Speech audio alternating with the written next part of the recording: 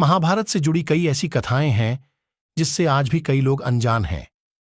आपने महाभारत के कई श्राप और वरदान के बारे में सुना या पढ़ा होगा। महाभारत के कई श्राप लोगों के बीच बहुत प्रसिद्ध हैं। लेकिन क्या आपको यह पता है कि द्रौपदी ने घटोत्कच को क्या श्राप दिया था? भीम और हिडिंबा के पुत्र का नाम घटोत्कच था।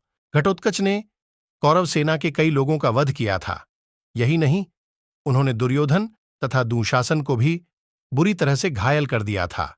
घटोत्कच का विशालकाय शरीर था और वह बलशाली भी था। आपको बता दें कि घटोत्कच की वजह से महाभारत के युद्ध में कोहराम मच गया था। घटोत्कच ने दुर्योधन के पुत्र लक्ष्मण कुमार का वध भी किया था। घटोत्कच का विवाह दैत्यराज मुरा की बेटी अहिलावती के साथ हुआ था, जिन्हें मौरवी और कामकांतिका के नाम से भी जाना जाता है। घटोत्कच और अहिलावती के दो पुत्र थे। घटोत्कच के एक पुत्र का नाम बर्बरीक और दूसरे का नाम अंजन पर्वा था। घटोत्कच पहली बार अपने पिता भीम के राज्य में आए थे। घटोत्कच अपनी मां यानी हिडिंबा के आदेश का पालन किया था। फिर घटोत्कच ने आज्ञा के अनुसार द्रौपदी को आदर सम्मान नहीं दिया। यह देखकर द्रौपदी का मन आहत हुआ और उन्हें अपमान महसूस हुआ, जिसके बाद द्रौपदी ने गुस्से में घटोत्कच को यह श्राप दिया था।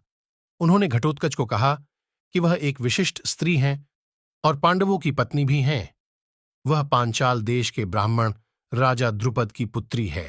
उन्होंने यह भी कहा कि उनकी प्रतिष्ठा पांडवों से कहीं अधिक है।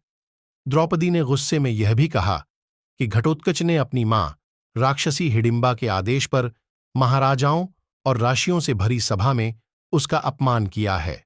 अंत में द्रौपदी ने कहा कि घटोत्कच की आयु सीमा बहुत कम होगी और वह बिना किसी युद्ध के मारा जाएगा।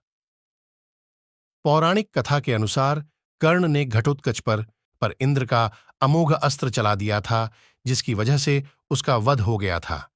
महाभारत के दौरान घटोत्कच की मृत्यु बिना किसी कारणवश हुई थी।